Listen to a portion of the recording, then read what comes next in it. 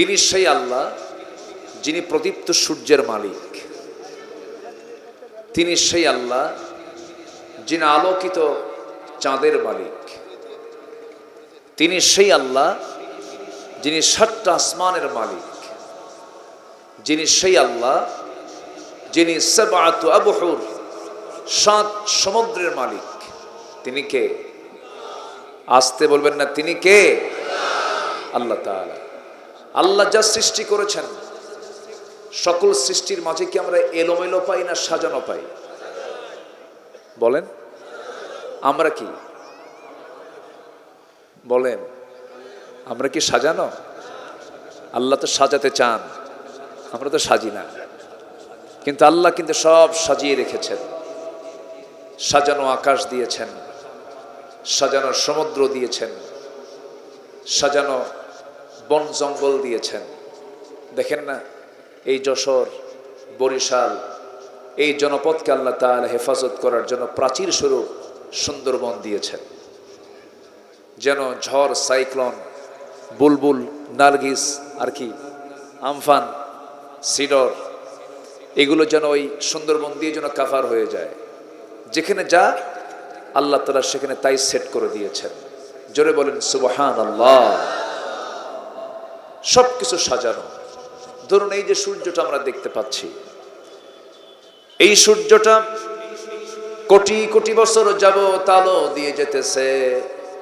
এই সূর্য যদি পৃথিবী থেকে 1 ইঞ্চি দূরে থাকতো, আবারও যদি পৃথিবীর দিকে 1 ইঞ্চি কাছে চলে আসতো, দূরে থাকার কারণে পৃথিবীটা হিমশীতল হয়ে যেত। আবার বেশি কাছাকাছি যদি 1 ইঞ্চি যদি কাছে চলে আসতো, পৃথিবীর মানুষ জ্বলে পড়ে ছারখার হয়ে যেত। যেখানে যা আল্লাহ তাআলা সেখানে সাজিয়ে রেখেছেন। সাজানো আকাশ, সাজানো সমুদ্র, সাজানো পৃথিবী, সাজানো মাখলুক, যত প্রাণী আছে সমস্ত প্রাণীকুলগুলোকে সাজিয়ে সৃষ্টি করেছেন তিনি কে? সৃষ্টির মাঝে কোনো ভুল খুঁজে পাওয়া যায়? একটা প্রাণী আছে তিমি মাছ, তার হাড়ের ওজন হলো 600 কেজি। হাড়ের ওজন কয় কেজি? 600 কেজির হাড়ের ওজন। এখন বলেন গায়ের ওজন কত? 600 কেজি মানে কি জানেন? ওই প্রাইভেট কার 2টা লাগবে, মানে ছোট মোটো একটা ট্রাক। আর হার্টের ওজন, আর সে প্রতি মিনিটে 10 থেকে 12 বার তার হৃদস্পন্দন হয়, হার্ট বিট হয়। এবং এই হৃদস্পন্দনের আওয়াজটা 4 থেকে 5 মাইল দূর থেকে শোনা যায়। সুবহানাল্লাহ বলবেন না? তাহলে তার হার্টের যদি অবস্থা হয় এই, তার খাদ্য লাগে কত, তার যোগান দিতে হয় কত, সব কিছু মেইনটেইন করেন তিনি কে? আল্লাহ তাআলা। এলোমেলো না গোছানো? গোছানো। বলেন তো, মানুষ ছাড়া পৃথিবীর কোনো প্রাণীর মধ্যে কি কোনো হরতাল আছে, কোনো আন্দোলন আছে, খাওয়া নিয়ে কোনো মারামারি আছে? মানুষের মধ্যে নাই তো। হ্যাঁ আছে? অথচ পৃথিবীতে সবচেয়ে দামি সৃষ্টি কারা বলেন? আচ্ছা, মানুষ ছাড়া পৃথিবীর কোনো প্রাণীর কি খাদ্য গুদাম আছে? মানুষের আছে না নাই? এরপরে সংকট আছে না নাই? আচ্ছা, তাহলে খাদ্য গুদামও থাকলো, সবই থাকলো, এরপর আবার সংকট লাগে, অথচ কোনো প্রাণীর খাদ্য গুদাম নাই। আমার আপনার বাড়ির আশেপাশে থাকা তাল গাছের একদম আগায় বসবাস করা বাবুই পাখি, কি সুন্দর তার বাসা, তার লাইফ স্টাইল কত, তার কোনো যানজট নাই, কোনো জ্যাম লাগে না তার রাস্তায়। সে তার বাসার সামনেই বিমান, মানে তার মানে কি বলে এয়ারপোর্ট, অর্থাৎ ল্যান্ডিং প্লেস, রানওয়ে। তো রানওয়েতে যাওয়ার জন্য তার ওই যশোর এয়ারপোর্টে যাওয়া লাগে না, কোথাও যাওয়া লাগে না। কি লাইফ, তার লাইফ স্টাইলটা দেখেন, কোনো জ্যাম নাই, কোনো ঝামেলা নাই। ছোট্ট একটা বাবুই পাখি, তার মাথার মগজের ওজন হলো মোটর দানার মতো, ছোট্ট মোটর দানা। এখানে আবার বিমান সিস্টেম করা আছে। সুবহানাল্লাহ বলবেন না? কি সিস্টেম করা আছে? বিমান সিস্টেম। সে ফ্লাই করতে পারে। পৃথিবীর সকল রাজা বাদশাহ সবসময় বিমানে চড়তে পারে না, আর আল্লাহ তাআলা বাবুই পাখির সারা জীবন ওর বাহন করে দিয়েছেন বিমান। কেউ তো সুবহানাল্লাহ বললেন না। সেই বাবুই পাখি সকালবেলা ঘর থেকে বের হয়ে যায়, নেই কোনো খাদ্য গুদাম, নেই কোনো চিন্তা, নেই কোনো পেরেশানি, নেই কোনো মারামারি হুড়াহুড়ি। আস্তে করে সকালবেলা সে ঘর থেকে বের হলো, মুখে অন্য কোনো জিকির নাই, মুখে জিকির হলো কার বলেন? আল্লাহর জিকির। আল্লাহর জিকির করতে করতে সারা বিকাল সারা দিন সে ঘোরাফেরা করে সমস্ত খাবার যখন তার কমপ্লিট হয়ে গেল, শূন্য পেট নিয়ে বাড়ি থেকে বের হলো, ভরা পেট নিয়ে সে তার বাসায় প্রবেশ করলো। জোরে বলি সুবহানাল্লাহ। কোনো খাদ্য গুদাম নাই, কোনো টেনশন নাই, কোনো পেরেশানি নাই। তার বাড়িটা কি? বাড়িটাও কিন্তু আমার আপনার বাড়ির চেয়ে উন্নত বাড়ি। পৃথিবীর কোনো আর্কিটেক্ট ইঞ্জিনিয়ার, কোনো সিভিল ইঞ্জিনিয়ার বাবুই পাখির মতো তাল দিয়ে ওর মতো একটা বাসা বানাতে পারবে না। ঠিক আমি কি ভুল বলতেছি? তার কি সুন্দর তার শিল্প, কি কারুকার্য, তার বাড়ির ডিজাইনটা কি।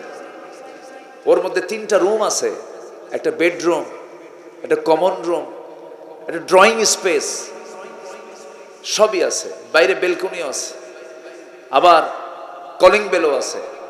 যখন কোনো বাবুই পাখি অন্য জায়গা থেকে যখন আসে, এসে আগে অনুমতি নেয়, ঠোঁটের সঙ্গে ঠোঁট মিলাই দিয়ে সালাম বিনিময় হয়, আবার বলে দোস্ত আসছো তো, সোফা সেটে বসো, ভিতরে যাইও না, গিন্নি শুয়ে আছে।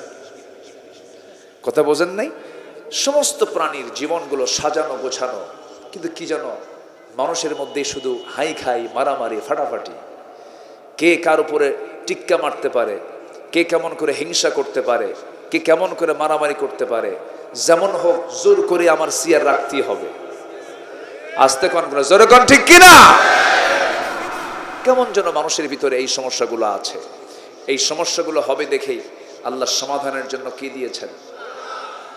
কি দিয়েছেন বলেন? কোরআন দিয়েছেন। এটা দিয়ে সমাধান করো। এবং ওই বাবুই পাখির বিচার আমি করব না, তিমি মাছের বিচার আমি করব না, জলহস্তির বিচার আমি করব না, হাতির বিচার আমি করব না। এরা মরার মধ্য দিয়েই এদের শেষ। আল্লাহর সৃষ্টির 2 পিঠ, একটা ইহকাল আর একটা পরকাল। ওদের পরকালের ডিপার্টমেন্ট নেই, কিন্তু আমাদের পরকাল আছে না নাই? আসতে বলবেন না, আছে না নাই? পরকাল যদি বিশ্বাস করি, কোরআনের প্রয়োজন আছে না নাই? কোরআন লাগে। তাহলে এখানে বলেন তো, এই কোরআনটা এলোমেলো না সাজানো?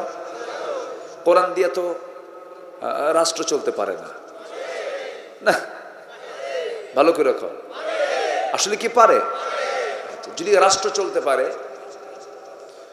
কোরআন দিয়ে রাষ্ট্র যদি চলতে পারে, এমন রাষ্ট্র কি গঠন হয়েছিল কখনো? আসতে বলে হয়েছিল? রাষ্ট্র গঠন করেছিলেন প্রথম কে? কোরআন দিয়ে বলেন তো। মুহাম্মদুর রাসূলুল্লাহ। আমরা অনেকেই জানি হুজুর পাক, রসুলে পাক, রসুলে করিম, কিন্তু আমরা কিন্তু বলি না রাষ্ট্রপতি মুহাম্মদ, বলি না। কিন্তু এটা একটা ষড়যন্ত্র। শুধু বলি হুজুরে পাক, রসুলে পাক, নবী করিম, এরকম। কিন্তু রসুল যে রাষ্ট্রপতি ছিলেন, রাষ্ট্রনায়ক ছিলেন, সমরনায়ক ছিলেন, একজন বিচারক ছিলেন, জাস্টিস মুহাম্মদ সাল্লাল্লাহু, এটা কিন্তু অনেকে মানতে চাই না। রসুলকে শুধু ইমামে মানবেন, রসুলকে শুধু সুন্নতে মানবেন, রসুলকে শুধু নামাজে মানবেন, রাষ্ট্রে মানবেন না, সমাজে মানবেন না, বিচারে মানবেন না, সমাজের সমস্ত আইন কারণে মানবেন না। আপনি নবীর উম্মত নন, আপনি ভণ্ড, আপনি প্রতারক। এটা বুঝতে হবে। আমরা শুধু ওয়াজ শুনি, মরা ফেরাউনের কাহিনী শুনি। কি ফেরাউন? তাজা ফেরাউন নাই? আসতে কয় তাজা ফেরাউন আছে না নাই? হুজুররা শুধু খতিবে শুধু মরা ফেরাউনের ওয়াজ করে। মরা ফেরাউন তো মরেই গেছে, তাজা ফেরাউন খুঁজে বের করতে হবে। মুসার দায়িত্ব, মুসার যারা উত্তরসূরি, ইব্রাহিমের যারা উত্তরসূরি, বিশ্বনবীর যারা উত্তরসূরি, তাদের দায়িত্ব হলো তাজা ফেরাউন খুঁজে বের করে তাদের বিরুদ্ধে প্রতিবাদ করা। কষ্ট হচ্ছে? ফেরাউন কি করত? জুলুম করত। ফেরাউন কি করত? জুলুম করত। সাদ্দাত কি করত? জুলুম করত। ফেরাউন কি করেছিল? 40,000 শিশুকে, নবজাতককে মুসার জন্ম ঠেকানোর জন্য এট এ টাইম সে হত্যা করেছিল। 40,000 শিশু। কেন? তার ক্ষমতা যেন ঝুঁকির মধ্যে না যায়, তার ক্ষমতাকে পাকাপোক্ত, এটাই তো মূল লক্ষ্য। আমার ক্ষমতা যেন ঝুঁকির মধ্যে না যায়, আমি যেন ঝুঁকিমুক্ত থাকতে পারি। সে 40,000 শিশুকে এট এ টাইম ইউযাব্বিহুনা আবনাআকুম ওয়া ইস্তাহয়ুনা নিসাআকুম মেরেছিল। 40,000 শিশুকে। ঠিক আজকের দুনিয়াতেও যারা ক্ষমতাকে পাকাপোক্ত করার জন্য রাতকে দিন করেন, দিনকে রাত করেন, হত্যার রাজনীতি যারা করেন, সবগুলো ফেরাউনদের প্রেতাত্মা। সম্মানিত ভাইয়েরা, একটু কান লাগান। গোটা পৃথিবীতে আজকে কোথাও শান্তি নেই, কোথাও শান্তি নেই। আপনার শান্তির কোনো পরিবেশ আপনি দেখতে পাবেন না গোটা পৃথিবীর কোথাও। কেন জানেন? এর মূল কারণ হলো সূর্য তাপ দেয়, আমরা উপকৃত হই। সূর্য যদি না তাপ দেয়, সূর্য যদি না উদয় হয়, আমরা বাঁচবো না। বাঁচার জন্য যেমন অক্সিজেন দরকার, গাছগাছালি আমাদের জীবন বাঁচার জন্য যেমন সূর্যের আলো দরকার, তেমনি সমাজের অশান্তি দূর করার জন্য আল্লাহ প্রদত্ত নাজিল করা কোরআন দরকার। ঠিক কিনা? কোরআন মানবো, শান্তি পাবো। কোরআন মানবো না, শান্তি পাবো না। এটাই সোজা কথা। আল্লাহ বলছেন, বান্দা, আমি তোমাকে প্রকৃত মুমিন হিসেবে কবুল করব এবং তোমাকে সত্যবাদীর সার্টিফিকেট আমি তোমাকে দেব এবং আমি তোমাকে নিজ হাতে জান্নাত বুঝায় দেব। 2টা কাজ করো। কয়টা কাজ? আমরা শিখে যাব না ইনশাআল্লাহ 2টা কাজ। কয়টা কাজ করো? 2টা কাজ করো। আসেন আমরা মূল আলোচনার দিকে চলে যাচ্ছি আস্তে আস্তে। আমরা খুব কষ্টের মধ্যে আছি, পৃথিবীবাসী কেউ ভালো নাই। কেন জানেন? আমরা মুসলমান কবরে গেছি, আর ইসলাম বইয়ের মধ্যে। ইসলাম আছে কিসের মধ্যে? বইয়ের ভিতরে। আর মুসলমান গেছে কবরে। মুসলমান কোথায় গেছে? কবরে। কেউ কোনো কথা বলে না, চুপচাপ থাকে। সুদ চলছে, জেনা চলছে, মদের বোতল চলছে, জুয়ার কারবার চলছে, সব আমরা হর হামেশা দেখে যাচ্ছি। আমাদের কোনো প্রতিবাদ আছে? আসতে বলবেন, প্রতিবাদ আছে? রসুলকে গালিগালাজ দেওয়া হয়, অথচ সাইয়্যিদানা ওমর ফারুকের সামনে এক মুনাফিক এসে বলে, ওমর, ভাবছিলাম রসুল মুসলমানের পক্ষে রায় দেবে, নবী তো ইহুদির পক্ষে রায় দিল, আমার বিরুদ্ধে রায় চলে গেল। আচ্ছা, বিচারকের দায়িত্ব কি ইহুদি আর মুসলমান দেখা না? বিচার দেখা, যেটা সঠিক সেটাতে দেখতে হবে। আইন সবার জন্য, সে মুসলিম হোক আর নন মুসলিম হোক। যখন নবীজি বিচার দিয়েছেন ইহুদির পক্ষে, মুনাফিক বলল, ওমর, সানি বিচার করতে হবে। বিচার পছন্দ হয়নি। কেন? নবীজি ইহুদির পক্ষে রায় দিয়ে দিল। সাইয়্যিদনা ওমর ফারুক বললেন, ঠিক আছে, তুমি আমার কাছে বিচার চাইতে আসছো? হ্যাঁ, ভালো কথা, একটু দেরি করো, ভিতর থেকে আসি। তরবারে নিলেন, বাইরে বের হলেন। আচ্ছা, এখানে কি কোনো শুনানি চলছে? কোনো বাদী বিবাদীর কোনো শুনানি চলছে এখানে? শুধু শুনেছেন ওমর ফারুক যে বিচার পছন্দ হয়নি। তরবারিটা নিয়ে আসলেন, একদম মাথায় হাঁকায় দিলেন, মস্তক চিটকে পড়ে গেল। নবীর কানে সংবাদ গেল।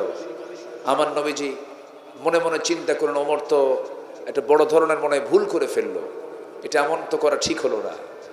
আল্লাহর পক্ষ থেকে আয়াত নাজিল হলো, হে রাসূল, ওমর যা করেছে এটাই সঠিক বিচার।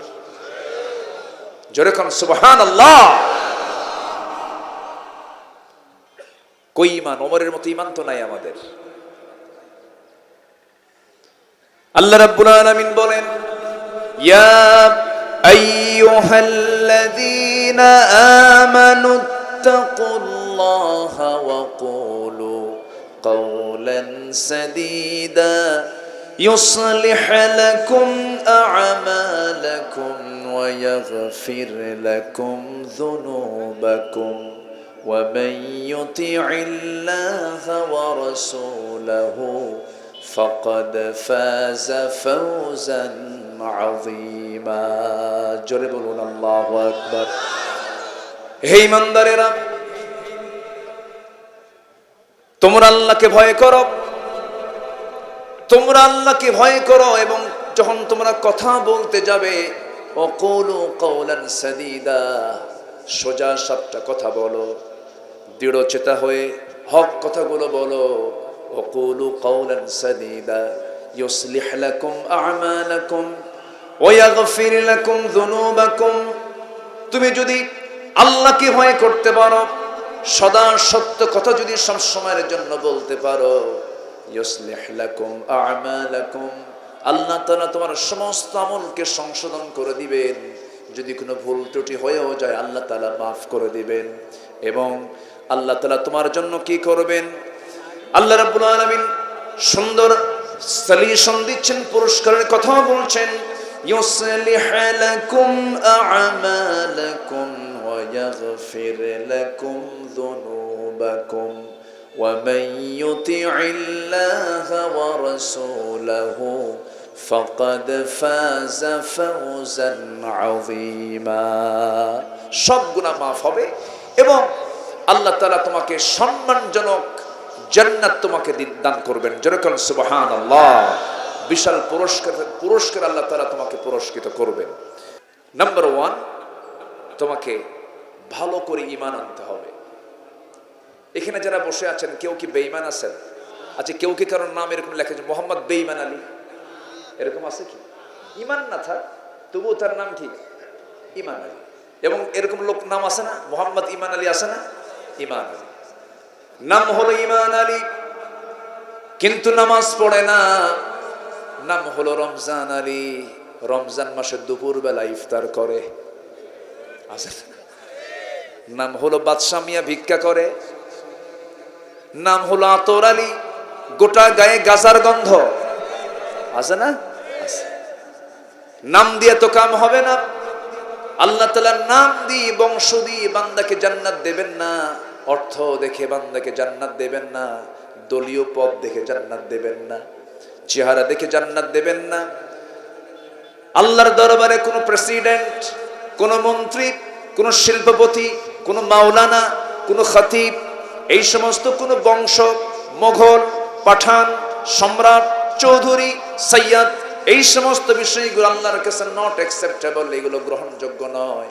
আল্লাহ তাআলা সুন্দর করে বলছেন, যারা পারেন ঠোঁট মিলিয়ে বলুন, ইন্না খালাকনাকুম মিন যাকারিন ওয়া উনসা ওয়া জাআলনাকুম শুউবান ওয়া ক্বাবাইলা লিতাআরাফু ইন্না আকরামাকুম ইনদাল্লাহি আতকাকুম। আল্লাহ রাব্বুল আলামিন বলেন, তোমাদের মধ্যে সেই বান্দা আমার কাছে দামি। আমি তোমাদেরকে সৃষ্টি করেছি এক নর এবং নারী থেকে, বিভিন্ন ভাষা দিয়েছি যেন তোমরা একে অপরকে চিনতে পারো। কুষ্টিয়ার মানুষ চূড়ামনকাঠি বাজারে আসলে মনে হবে এটা কোথা থেকে এসছে বলেন? কুষ্টিয়া থেকে আসছে। খুলনার মানুষ যশোর আসলেই বোঝা যাবে, তার ভাষা বলে দেবে সে খুলনা থেকে এসেছে। চিটাগাংয়ের মানুষ যখন যশোরে আসবে তার একটা লাইন বক্তব্য শুনলেই বোঝা যাবে সে চিটাগাং থেকে আসছে।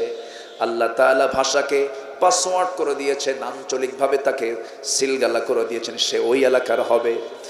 আল্লাহ রাব্বুল আলামিন এই ভাষা দিলেন, বর্ণ দিলেন, চেহারাকেও আল্লাহ রাব্বুল আলামিন কিছু চেঞ্জ করে দিয়েছেন, ভাষা ভিত্তিক চেঞ্জ করেছেন, তারপর বর্ণ ভিত্তিক চেঞ্জ করে দিয়েছেন। কেন? লিতাআরাফু, যেন তোমরা একে অপরকে চিনতে পারো। তবে তোমাদের মধ্যে সেই বান্দা আল্লাহর কাছে সবচাইতে বেশি দামি, যে বান্দাটা নীরবে নিবৃতে প্রকাশ্যে গোপনে আল্লাহকে বেশি ভয় করে। যেরকম সুবহানাল্লাহ। দিন শেষে আমার বন্ধুকে আল্লাহ তাআলা, আল্লাহকেই তো ভয় করতে হবে।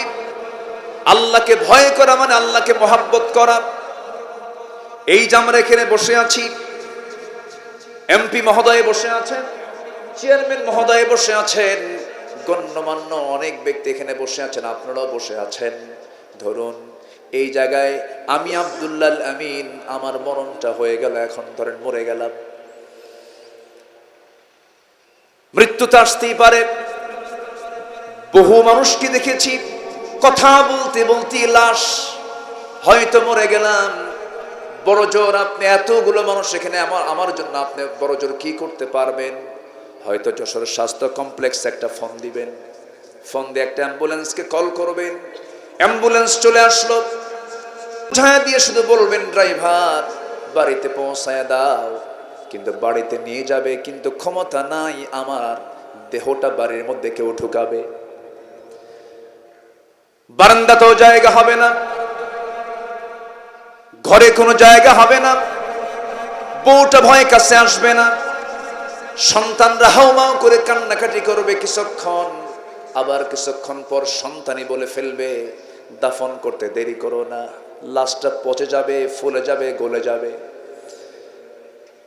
মার পেট থেকে উলঙ্গ দেহ নিয়ে দুনিয়াতে এসেছিলাম, অনেক সম্পদ করেছিলাম, কিন্তু মরে যাব যখন আমার সমস্ত সম্পদগুলোকে সব আমার থেকে সিজ করে নিয়া শুধু কম দামি কাপড়টা আমার গায়ে লাগায় দেবে, মাথায় বাঁধন, পায়ে বাঁধন দিয়ে দেবে, সব টেনে হেঁচড়ে কবরের দিকে নিয়ে চলে যাবে, জানাজা শেষ হয়ে যাবে, মরা মুখটা খুলে দেবে, সবাই দেখবে এক নজর করে, চক্ষুটা লাল হয়ে যাবে, কবরে শয়ে দেবে, বাঁশ চাপা দেবে, মাটি চাপা দেবে, 24 ঘন্টা যাবে না মাথার চুলগুলো খসে খসে পড়বে। যে চুলের যত্ন নিয়েছি কত, এই শ্যাম্পু লাগবে না ওই শ্যাম্পু লাগবে, এই তেল হবে না ওই তেল দেব আমি, 24 ঘন্টার মধ্যে মাথার চুল খসে খসে পড়বে, 3 দিন যাবে না যত্ন করা এই চামড়াগুলো গলে গলে পোকার পেটের খাবার হয়ে যাবে, সেই পোকার নিয়ন্ত্রণ আমার দেহ চলে যাবে। মাত্র 7টা দিন পেটের ভিতরের নারী বুড়ির সব চোখ মুখ কান নাক দিয়ে বের হতে থাকবে, কিম্ভূত কিমাকার চেহারা হয়ে যাবে। মাত্র 3টা মাস পর কবর যদি খনন করা হয়, কয়েকটা হাড় ছাড়া আমার আর অস্তিত্ব নাই। অতএব দিন শেষে বন্ধু আমার কেবলমাত্র শুধুমাত্র কে? জোরে বলেন কে? আমার সবার আগে আমার যোগসূত্র তৈরি করতে হবে কার সাথে? বলেন কার সাথে? আল্লাহর সাথে। আমরা একটা বিশেষ ব্যক্তির সঙ্গে সম্পর্ক গড়ার জন্য কত মেহনত করি, কিন্তু ওই লোকের চাইতে বড় বোকার কি আছে যে আল্লাহর সঙ্গে সম্পর্ক তৈরি করতে পারে না। আমরা যেখানে বসে আছি এটা হলো দুনিয়া, চূড়ামনকাঠি বাজার, যশোর জেলার এই জায়গায়, কিন্তু আমার আল্লাহ তাআলা আমার এত আপন। আল্লাহ বলছেন বান্দারে আমি তোর খুবই আপন বান্দা, তুই আমাকে দূরে ভাববি না কখনো, আমি তোর খুব কাছে থেকে যাই। কিন্তু আমার আল্লাহ তাআলার নির্দিষ্ট একটা আসন আছে, সেটা হচ্ছে ওয়াসিআ কুরসিয়ুহুস সামাওয়াতি ওয়াল আরদ, আরশ আজিম। আরশ আজিম তো শুধু 1 মাইল 2 মাইল দূরে নয়, যেটা পৃথিবীর কোনো মানুষ কোনোদিন গণনাই করতে পারবে না, এত দূর আরশ আজিম। আল্লাহ বলছেন বান্দারে আমি তোকে মাফ করার জন্য, তুই কি জানিস প্রত্যেক রাত্রিতে 12টার পর আমি তোকে মাফ করার জন্য আমি 7 আকাশ থেকে প্রথম আকাশে চলে আসি। জোরে বলেন সুবহানাল্লাহ। 7 আকাশ থেকে এই ফিস সামাঈদ দুনিয়া, দুনিয়ার আকাশে আসেন, এসে বলেন, তিনি প্রশ্ন করেন আলা মিন মুস্তাগফিরিন ফাগফির আলা, কোন ক্ষমা প্রার্থী আছে আমার কাছে ক্ষমা চাবে, আমি তাকে ক্ষমা করে দেব। জোরে বলেন সুবহানাল্লাহ। তাহলে আমাকে ক্ষমা করার জন্য প্রস্তুতি নিয়ে থাকেন কে? কে প্রস্তুতি নিয়ে থাকেন? আল্লাহ প্রস্তুতি নিয়ে থাকেন। আল্লাহ কত দূর তার অফিস, আরশ আজিমটা কত দূর। আমরা যেখানে বসে আছি এখান থেকে সূর্য যে দেখতে পাচ্ছি প্লেটের মতো, আসলে কি প্লেটের মতো ছোট? সূর্যটা আনুমানিক পৃথিবীর চাইতে 13 লক্ষ গুণ বড়। ওই সূর্যের চাইতে মিটিমিটি করে জোনাকির মতো জ্বলা সেই তারকাগুলো, এক একটা তারকা, বেটেল জুইস নামে একটা তারকা আছে, যে তারকা সূর্যের চাইতেও 33 কোটি গুণ বড়। যেরকম সুবহানাল্লাহ। একটা তারকা, আল্লাহ কি একটা তারকা দিয়ে আকাশ সাজিয়েছেন? আমি মাঝখানে কাতার গিয়েছিলাম, কাতারে আমি একটা শপিং মলে ঢুকলাম রাতের বেলা ঢুকে দেখি সূর্য আকাশ মানে দিনের মতো আলোকিত। বললাম কি ব্যাপার, আমি তো রাতের বেলা ঢুকলাম। বলতেছে হুজুর এটা কৃত্রিম আকাশ বানাইছে। দেখেন আল্লাহ তাআলার ডিজাইনটা আধুনিক দুনিয়াতে চিন্তা করেন, আল্লাহ তাআলা আকাশটা কত সুন্দর, কত সুন্দর করে তিনি আকাশ বানিয়েছেন। আল্লাহু আকবার বলেন। পৃথিবীর সব ছাদের কলাম থাকে, আমার আল্লাহর ছাদের কোনো কলাম নাই। জোরে বলি সুবহানাল্লাহ। সেই আকাশকে আবার ডেকোরেট করার জন্য তারকা সেট করেছেন, যে তারকাগুলো সূর্যের চাইতে 33 কোটি গুণ বড়। আবার সেই তারকার মধ্যে সবচেয়ে নিকটবর্তী তারকা হলো প্রক্সিমা সেন্ট্রাই। যদি কোনো বান্দা, মানুষ তো চাঁদে গেছে, চাঁদ দেখেছে, মানুষ মঙ্গল গ্রহে গেছে, মঙ্গল গ্রহ সফর করেছে। এখন মানুষ যদি চিন্তা করে চাঁদ দেখলাম, মঙ্গল গ্রহ দেখলাম, একটু তারকেরা দেশ দেখতে যাব, সম্ভব?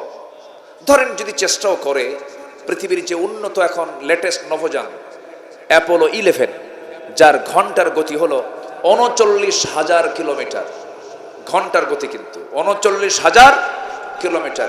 এই বেগে যদি এই অ্যাপোলো 11-এ চড়ে যদি কোনো নভোচারী যদি রওনা দেয় যে আমি প্রক্সিমা সেন্ট্রাই নামক পৃথিবীর সবচেয়ে নিকটবর্তী সেই তারকার দেশ আমি দেখতে যাব, এইরকম করে যদি বের হয়ে যায়, ওই প্রক্সিমা সেন্ট্রাই নামক সবচেয়ে পৃথিবীর নিকটবর্তী তারকার দেশে যেতে তার সময় লেগে যাবে, ঘন্টার গতি হলো 39,000 কিলোমিটার বেগে যদি যেতে চায়, সময় লেগে যাবে 1,15,000 বছর মাত্র। যাবেন কারা কারা হাত তুলে? সম্ভব? আসতে বলে সম্ভব। বাঁচবেন কয়দিন, যাবেন কখন? তাহলে এখন বলেন তো, আমরা আল্লাহ তাআলার যে সৃষ্টি মানুষ, খুব বড় কিছু হয়েছি আমরা? আসতে কয় বড় কিছু হয়েছি? এই সূর্য চালান যিনি, তার জ্বালানি কত? ওই তারকাগুলো কেমনে সেট করেছেন? সব নির্দিষ্ট কক্ষপথে পরিভ্রমণ করাচ্ছেন। তিনি আমার কে? আসতে বলবেন না, তিনি আমার কে? আমরা কিছুই না। কত রাজা, কত বাদশাহ সব বিদায় হয়ে গেছে, কিন্তু দামি হয়ে যাবে কখন? যখন আমার সম্পর্ক হবে আমার মালিক, আমার মনিব, আমার রব। কার সাথে? আসতে বলবেন না, কার সাথে? আল্লাহর সাথে। ওই যে সিলেটের মাটিতে শুয়ে আছেন শাহজালাল ইয়ামিনী, উনি কিন্তু ছোটখাটো কোনো পরিবারের সন্তান ছিলেন না। ইতিহাস থেকে জানা যায় তিনি রাজ পরিবারের সন্তান ছিলেন। রাজত্ব ছেড়ে দিয়ে দিন কায়েমের জন্য সাগর নদী পাড়ি দিয়ে রাজা গৌর গোবিন্দকে পরাজিত করে গোটা সিলেট সহ বাংলার জনপদকে তিনি ইসলামের আলোতে আলোকিত করেছেন। যেরকম সুবহানাল্লাহ। সে আলোতে আমরা আলোকিত, তাদের ত্যাগের মধ্য দিয়ে আমরা ইসলাম পেয়েছি। রাজা পৃথ্বীরাজকে পরাজিত করে এই আজমিরে শুয়ে আছেন খাজা মঈনুদ্দিন চিশতি রহমতুল্লাহ আলাইহি। আল্লাহর সঙ্গে সম্পর্ক তৈরি করে বাতিল শক্তিকে পরাজিত করে গোটা ভারতবর্ষে ইসলামের পতাকা তারা উড্ডীন করেছেন। যেরকম সুবহানাল্লাহ। খুলনায় শুয়ে আছেন কে বলেন? খান জাহান। আপনাদের বুকেও একজন আছে। আমার দেশ হাজার আউলিয়ার আগমনে ধন্য আমার এই জনপদ। এই জনপদে ইসলাম বিরোধী কোন শক্তিকে আমরা অবশ্যই ঠাঁই দিতে পারবো না, ঠিক কিনা? ইসলাম এদেশের মানুষ লালন করে, ইসলামকে পালন করে। 4.5 লক্ষ মসজিদের দেশ বাংলাদেশ, 18 কোটি মুসলমানের দেশ বাংলাদেশ। সামান্য কিছু নাস্তিকদের দ্বারা আমরা এই দেশকে কলঙ্কিত করতে চাই না। নাস্তিকের সংখ্যা কি বেশি? কিছু বদমাইশ আছে, কিছু বদমাইশ আমার দেশে আছে না নয়? রাসূলকে নিয়ে বাজে কথা বলে। কিছু ব্লগার আছে, রাসূলকে বলেছে জেনাকার মুহাম্মদ, লিখেছে। কেন? নবীজি এত বিয়ে করলো কেন? রাসূলের এত বউ কেন? ইতিহাস জানে না। রাসূল যে বিয়ে করেছেন এটার ইঙ্গিত দিয়েছেন কে? আসতে বলবেন না কে? আল্লাহ তাআলা। রাসূলকে আল্লাহ তাআলা বিয়ে করতে বলেছেন, তিনি বিয়ে করেছেন।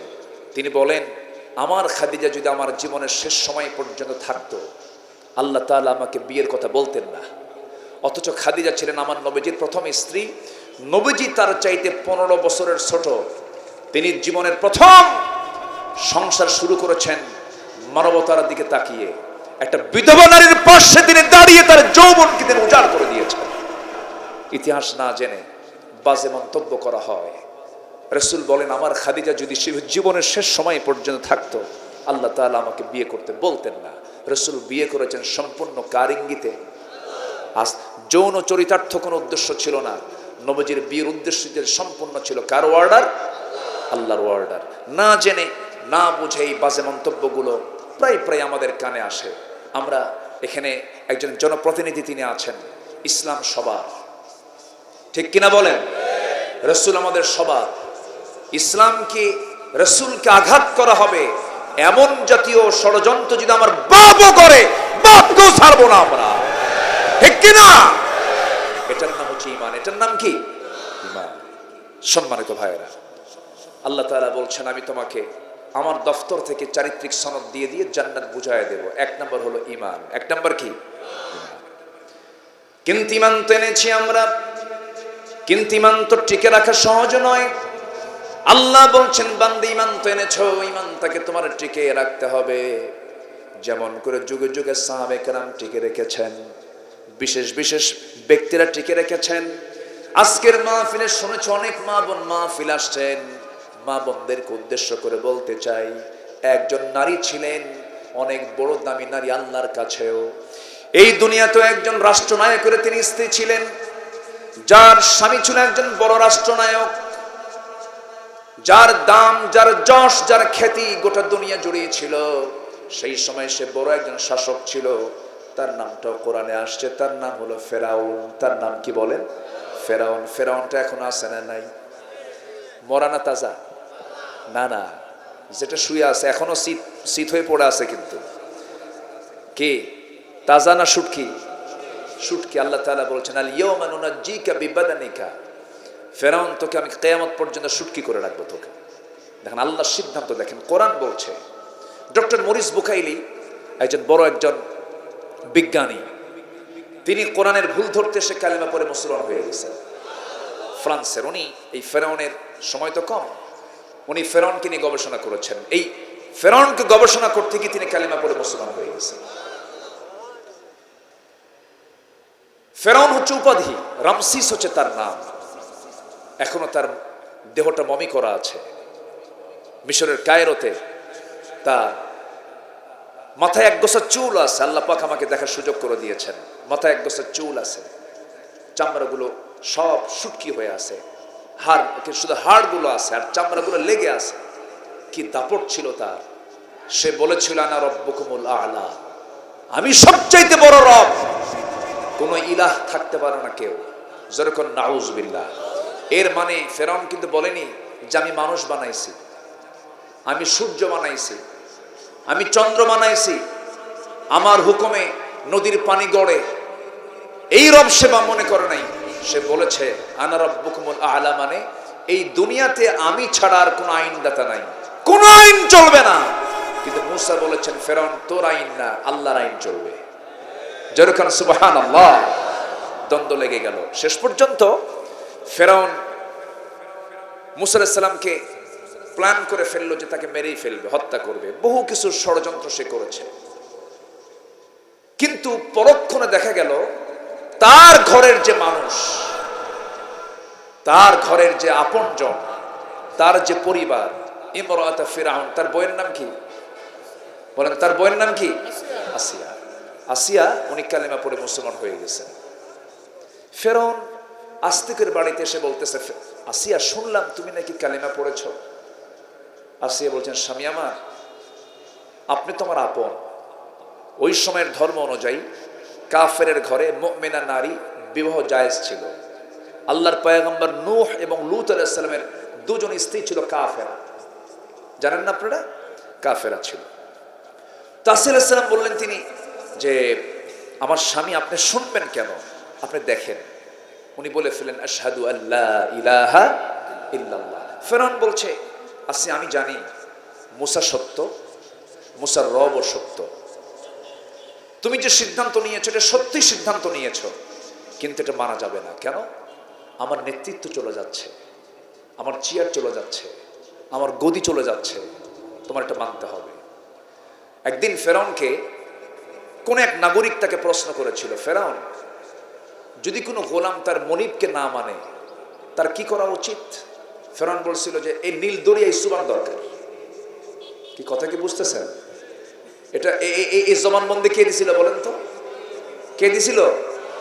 ও সুবাই, ও আল্লাহ তাআলা সুবাইছেন কোন দরিয়ায়? ওই দরিয়াতে সুবাইছে। ফেরাউন কিন্তু জানতো, সব বুঝতো, কারণ এরা তো সচেতন ছিল, বোঝে তো, বাতিল নেতৃত্ব দিল তো বোঝে। কিন্তু শেষ পর্যন্ত যখন আসিয়া বলে ফেলেন, স্বামী আমার, আপনি আমাকে যতই বুঝান, আমার সম্পর্ক এখন আল্লাহর সাথে।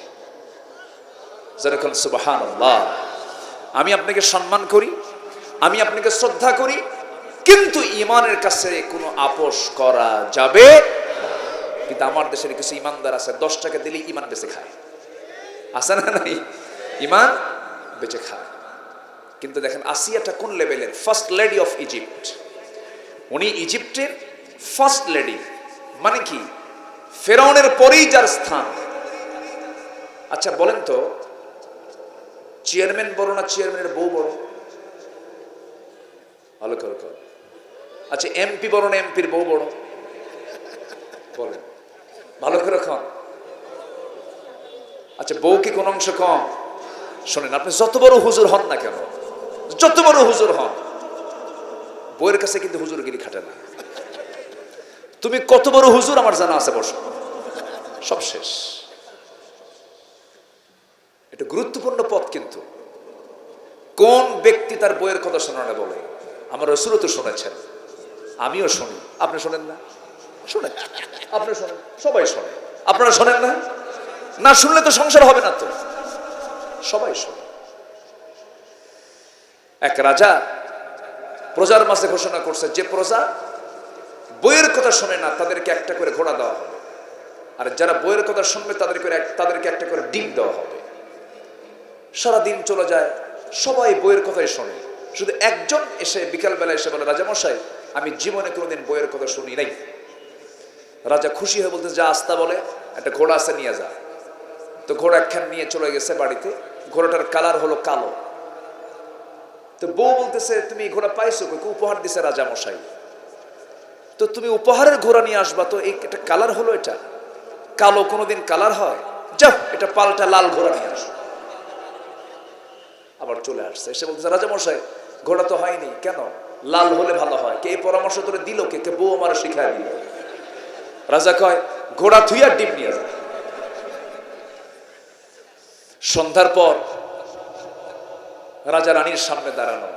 রানী বলছে, রাজামশাই, পাইছেন? বইয়ের কথা শুনে এমন লোক পাইলেন? কে পাইছিলাম একটা, তাও দেখে বইয়ের কথাই শুনে। এখন রানী বলছে, রাজামশাই, যারা বইয়ের কথা শুনে তাদেরকে ঠকানোর কি দরকার? মাত্র একটা করে ডিম দিবেন আর আরেকজনকে একটা করে ঘোড়া দিবেন। তা না করে অন্তত আপনি 5 কেজি করে চাল বরাদ্দ করেন যারা বইয়ের কথা শোনে। আচ্ছা ঠিক আছে। পরের দিন সকালবেলা উজির বৈঠকে, মন্ত্রী বৈঠকে বলতেছে, শোনো, যারা বইয়ের কথা শুনে তাদেরকে 5 কেজি করে চাল দেওয়া হোক, ডিম আর না দেওয়া হোক। খাদ্যমন্ত্রী দাঁড়ায় বলে, জাহাপনা, রাজামশাই, আপনি এই পরামর্শ আপনাকে দিল কে? বউ আমার শিখায়। তাহলে এখন বলেন, বউ কি ছোটখাটো কোনো পদ না? আসিয়া হলেন ফেরাউনের বউ, কম বড় পদ না। ইমানকে রক্ষা করতে গিয়ে তিনি এই পদটাও ছেড়ে দিলেন। জোরে কোন সুবহানাল্লাহ। ইমানের চাইতে বড় পদ কিছু আছে? আসিয়া আলাইহিস সালাতু ওয়াস সালাম বললেন, স্বামী আমার, আপনার সম্পর্ক আছে আমার সাথে, কিন্তু আমার আল্লাহর সঙ্গে সম্পর্ককে মাইনাস করে নয়। সব সম্পর্ক তৈরি হবে আল্লাহকে ঘিরে। আল্লাহর সম্পর্ক নষ্ট হয়ে যায় এমন কোন সম্পর্ক আমি কারোর সঙ্গে করতে চাই না। ফেরাউন বলল, আসিয়া শোনো, আমি কিন্তু তোমাকে টুকরো টুকরো করে দুনিয়া থেকে বিদায় করে দেব। আসিয়া বলছেন, আপনি আমার প্রতি যত হুমকি দেখাবেন আমার ঈমানটা তত পাকা হয়ে যাবে। তাফসীরে এসেছে সূরাতুল কাসাস, বাড়িতে পড়ে নেবেন। সূরাতুল কাসাসের মধ্যে এসেছে, ফেরাউন করল কি, তার দরবারের একজন দাসী ছিল, সেই দাসীটাও কালিমা পড়েছিল, সেই দাসীকে তার সামনে নিয়ে আসা হলো। দাসীর 4টা হাত পা পেরেক দিয়ে গেঁথে দিয়ে শক্ত করে 4 হাত পা ধরে একটা করে অঙ্গ কাটা হলো তার চোখের সামনে। আসিয়া আলাইহিস সালামকে ভয় দেখানোর জন্য ফেরাউন এমনটা করতেছিল, কিন্তু আসিয়া বলছেন, স্বামী আমার, আপনি আমাকে কিসের ভয় দেখাচ্ছেন জানি না, তবে আমি আমার নাকের মধ্যে জান্নাতের ঘ্রাণ পেতেছি। আল্লাহু আকবার। শেষ পর্যন্ত আসিয়া আলাইহিস সালাম অনড় থাকলেন, ইমানটাকে তিনি অবিচল রাখলেন, ইমানটাকে তিনি বিক্রি করলেন না, ইমানটাকে তিনি নষ্ট করে দিলেন না। সঙ্গে সঙ্গে ফেরাউন হামানকে নিয়ে বসলো, হামান কি করা যায়? হামান ছিল দুষ্ট, তার মন্ত্রী পরিষদের সদস্য ছিল। ফিরআউনা ওয়া হামানা, ফেরাউনের নামটাও কোরআনে আছে, হামানের নামটাও কোরআনে আছে। হামান বলছি, ফেরাউন বুকের শত্রু, বড় শত্রু, কাছের শত্রুকে মাইনাস করতে হবে, তাকে দুনিয়া থেকে বিদায় করে না দিলে আপনার বড় বিপদ হয়ে যাবে। শেষ পর্যন্ত জল্লাদ ডেকে আনা হলো। জল্লাদকে ডেকে এনে ফেরাউন করলো কি, তার সামনে দাঁড় করায় দিল। বলা হলো, তোমার জন্য আর কিছুক্ষণ সময় আছে, সিদ্ধান্তের পরিবর্তন করবি, আগের পদে তুমি অধিষ্ঠিত হয়ে যাবে। আর যদি সিদ্ধান্তের পরিবর্তন না করো, তোমাকে আজকে করাত দিয়ে চিরে 2 টুকরা করে দুনিয়া থেকে বিদায় করে দেওয়া হবে। এমন চূড়ান্ত কথা যখন বলা হলো, আসিয়া আলাইহিস সালাম সেই সময় তিনি বলছেন, আমার স্বামী, আপনি আমাকে যত হুমকি ধামকি যেটাই দেখেন না কেন, আল্লাহ তাআলা আমাকে জান্নাতের সমস্ত দৃশ্যগুলো একটা একটা করে দেখায় দিতেছে। করাত দিয়ে যখন জল্লাদ তার কপালে ঠেকিয়ে দিল, চিন্তা করেন, রাষ্ট্রীয় বাধা, পারিবারিক বাধা, স্বামীর বাধা, ধনাঢ্য শ্রেণীর বাধা, সব বাধাকে তিনি ডিঙ্গায়া ইমানটাকে টিকে রেখে যখন করাতের মুখোমুখি হয়ে গেলেন, যখন জল্লাদ তার করাতটা যখন কপালে লাগায় দিয়েছে, আসিয়া আলাইহিস সালাম একটা দোয়া তখন পড়েছিলেন। সেই দোয়াটা আজ থেকে 4000 বছর আগের দোয়া। কয় হাজার বছর আগের দোয়া? 4000 বছর আগের দোয়া। সেই মুসা আলাইহিস সালামের সময় সেই আসিয়া এমন সুন্দর করে দোয়া করলেন, সেই দোয়াটা আল্লাহ রাব্বুল আলামিন যত্ন করে কোরআনে তুলে দিলেন। কোরআনের মতো কিতাবে তুলে দিয়ে বলছেন, শোনো ও দুনিয়ার নর নারী, তোমরা আসিয়ার মতো দোয়া করো। তিনি কি দোয়াটা করলেন? রব্বি বিনিলি ইনদাকা বাইতান ফিল জান্নাহ ওয়া নাজ্জিনি মিন ফিরআউনা ওয়া আমালিহি। সূরাতুত তাহরিম শেষ দিকে আল্লাহ তাআলা তিনি এই দোয়াটা সেট করে দিয়েছেন। আসিয়া আলাইহিস সালাম দোয়া করছেন, আল্লাহ রব্বি বিনিলি ইনদাকা, তুমি আমার জন্য বানায় দাও, ইনদাকা তোমার কাছে। ধরুন আমার পাশে মুরব্বী আছেন, ইনদি আরবিতে বলা হয় আমার কাছে, ইনদি সবচেয়ে কাছের, কাছকে বোঝানোর জন্য ইনদুন শব্দটা প্রয়োগ করা হয়। আসিয়া আলাইহিস সালাম সেই সময় বলছেন, আল্লাহ আমি তোমার কাছে এমন একটা জান্নাত চাই, সেই জান্নাতটা হওয়া চাই তোমার কাছে। তোমার ঘর যেখানে আছে সেই ঘরের দেওয়ালের সাথে 10টা 20টা ঘর নয়, তুমি আমার জন্য একটা ঘর বানায়া দাও। কয়টা ঘর বানায়া দাও? তাহলে আসিয়া আল্লাহকে দূরে রেখেছেন না কাছে টেনেছেন? দূরে না কাছে? কাছে। আমার সবচাইতে কাছে, আমার জীবনের জন্য সবচাইতে কাছের বন্ধু, আপনজন, একমাত্র, কেবলমাত্র, শুধুমাত্র কে? দুনিয়া থেকে তিনি বিদায় নিলেন, বুঝায় দিলেন ইমানটাকে টিকে রাখার জন্য এমন করেই চলতে হয়। জোরে কোন সুবহানাল্লাহ, আরো জোরে বলেন সুবহানাল্লাহ। আজান হয়েছে আরো 10 থেকে 15 মিনিট আগে। আবার পাশে এমপি মহোদয়কে বসায় রাখছি, তারা শত ব্যস্ত মানুষ, তার আলোচনাগুলো শুনছেন। আমি খুবই খুশি। অনেক জায়গায় দেখা যায় মাহফিলের পরিবেশকে অনেক সময় মেহমানরা বিঘ্ন করে। আমি এর আগেও এমপি মহোদয়কে দেখেছি, অত্যন্ত বিনয়ী মানুষ। মাহফিলের সৌন্দর্য রক্ষার্থে কি সুন্দর করে তিনি বসে আছেন। তিনি তো ইচ্ছে করলে বলতে পারতেন আমার যেতে হবে, আমি চলে যাই, আমি কথাটা বলি, আমি বিদায় নেই, কিন্তু না, উনি শুরু থেকে, একদম শুরু থেকে আসছেন, শেষ পর্যন্ত তিনি থেকে যাচ্ছেন। আল্লাহ তুমি তার জন্য উত্তম জাযা তুমি তাকে দান করো। জোরে বলি আল্লাহুম্মা আমিন। আজান যেহেতু হয়েছে, আমি কি শেষ করে দেব? আর একটু চালাবো? আর আমি 10টা থেকে 15টা মিনিট সময় নিচ্ছি, এরপরে আমরা দোয়া করব, এরপরে নামাজের দরকার আছে না নাই? নামাজ পড়বো কয় ওয়াক্ত? আল্লাহর সঙ্গে সম্পর্ক তৈরি করার 1 নম্বর মাধ্যম কি? আরো জোরে বলেন, আরো জোরে বলেন। নামাজ। যে নেতৃত্বে নামাজ নাই, যে নেতা আপনাকে নামাজের কথা বলবে না, যে নেতা আপনাকে মদের বোতল তুলে দেবে, যে নেতা আপনার সামনে নারী তুলে দেবে, ওই নেতৃত্বের মুখে আমরা জুতা মারি, থুতু মারি। আমরা বেনামাজি দেখব না, আমরা নামাজি হতে চাই। আল্লাহ কবুল করুন, জোরে বলি আমিন। এই লোকগুলো ওঠে কেন? এই যে বসেন, নামাজ তো আমরা পড়বো, আমরা নামাজ পড়বো তো। এখানে হঠাৎ করে আপনি উঠে গেলেন, এটা কিন্তু জনসভা না, ট্রেডিশনাল জনসভা, এটা ইবাদত। শুরু হয়েছে নাহমাদুহু দিয়ে, শেষ হবে কি দিয়া? বলেন কি দিয়ে? বলেন মোনাজাত। সবাইকে মোনাজাতে অংশগ্রহণ করবো না ইনশাআল্লাহ? আচ্ছা, মোনাজাত না করে যাবেন কে? হাত তোলেন। মোনাজাত না করে কেউ যাবেন? আমরা সবাই মোনাজাত পর্যন্ত থাকবো, জোরে বলে ইনশাআল্লাহ। এমপি মহোদয় আছেন, তার কথা শুনবেন আপনারা, একটু ধৈর্য ধরেন না। বড় জোর হয় 20 থেকে 25 মিনিট। আমরা মাহফিলটাকে নষ্ট করবো কেন? একটা সাজানো বাগান সাজিয়েছি আমরা, এখানে এক একটা মানুষ মানে এক একটা জান্নাতের ফুল। বলেন আলহামদুলিল্লাহ, বাগানের ফুল। সবাই বসেন। এক নম্বর হলো ঈমান। ঈমানদার কি বেনামাজি হয় না নামাজি হয়? ঈমানদার কি মিথ্যা কথা বলে? আচ্ছা, ঈমানদার কি আমানতের খেয়ানত করে? ঈমানদার কি যৌবনকে অনিয়ন্ত্রিত রাখে? যৌবনকে নিয়ন্ত্রিত রাখে। ঈমানদার কি জবানকে কখনো এলোমেলো করে? আচ্ছা, ঈমানদার কি যাকাত দেয় না? আচ্ছা, ঈমানদার কি ওয়াদা খেলাফ করে?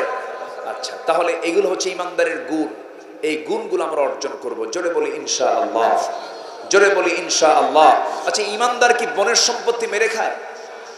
আমার দেশে বনের সম্পত্তি মেরে খাওয়া ভাই তো নাই। আসতে কয় নাই, যশোরে নাই বনের সম্পত্তি মেরে খায়। তাহলে যে ভাই বনের সম্পত্তি মানে কি? যেই মার পেট থেকে তার জন্ম, ওই মার পেট থেকে বনের জন্ম। যে ভাই তার বনের সম্পত্তি মেরে খেতে পারে, সে কি আর কারো সম্পত্তি রাখবে? আসতে কর, রাখার কথা না তো। বন কি ফাঁকি দিচ্ছে? বনকে সম্পদ দেয় না, বনকে না দিয়ে বনকে পাম্পটি মারে। মাঝে মাঝে আসে, জামতলার মিষ্টি খাওয়ায়। কোন তলার নাম শোনেন নাই? জামতলার মিষ্টি। ওখান থেকে কষ্ট করে নিয়ে আসে, জামতলার মিষ্টি খাওয়ায়, বলে বন রাগ করো না। একটা কথা বলি কি, তুমি অংশ পাবা, এটা ঠিক আছে, কিন্তু একটা কথা বলি, অংশ নিলে কিন্তু ধ্বংস হয়। দেখছেন কি ফতুয়া মানলো? দেখেন, অংশ নিলে নাকি ধ্বংস হয়। তাহলে এই যে আপনি বনের সম্পত্তি মেরে খেলেন, এটা কি ইমানদারের কাজ? না, এগুলো নষ্ট করা যাবে না। বান্দার হক নষ্ট করা যাবে না, প্রতিবেশীর হক নষ্ট করা যাবে না। প্রতিবেশী আপনার বাড়ির পিছনে তার বাড়ি, রাস্তায় চলতে নিয়ে আপনার জায়গাটা ইউজ করতে হয়, রাস্তা নাই, গন্ডগোল লাগলো, ঠিক গন্ডগোলের পরপরই রাস্তার ঠিক মাঝখানে খোঁটা মেরে দিল। এমন লোক তো যশোর জেলায় নাই। হ্যাঁ, আচ্ছা, আপনি যে খোঁটাটা মারলেন, রাস্তা আটকালেন, ওই জমিনটা কার? এত আস্তে কোন কেন? আরো জোরে। খোঁটা মারার সময় আপনার। হ্যাঁ, সব সময়ের জন্য এই জমিনটা কার? আল্লাহ। আচ্ছা, আপনি আল্লাহর জমিনে খোঁটা মারলেন, হাঁটতে দিলেন না, এবং যাকে হাঁটতে দিচ্ছেন না ওই ব্যক্তিটা কার গোলাম? আল্লাহর গোলাম। মাথায় রাখতে হবে। এই সমস্ত অপরাধগুলো, হক লঙ্ঘিত গুনাহগুলো আমরা করব না। জোরে বলি ইনশাআল্লাহ, আর জোরে বলি ইনশাআল্লাহ। হক লঙ্ঘিত গুনাহ আল্লাহ দরবারে মঞ্জুর হবে না। আল্লাহ তাআলা ইচ্ছা করলে তো কবরই বিচার করতে পারতেন। কবরই বিচার করতে পারতেন না? কবরই শেষ করতে পারতেন, কিন্তু বিচারের দিবস আছে না নাই? আলহামদুলিল্লাহি রাব্বিল আলামিন আর রহমানির রহিম। এরপরে কি? মালিক ইয়াউমিদ্দিন। বিচার দিবসের মালিক তিনি কে?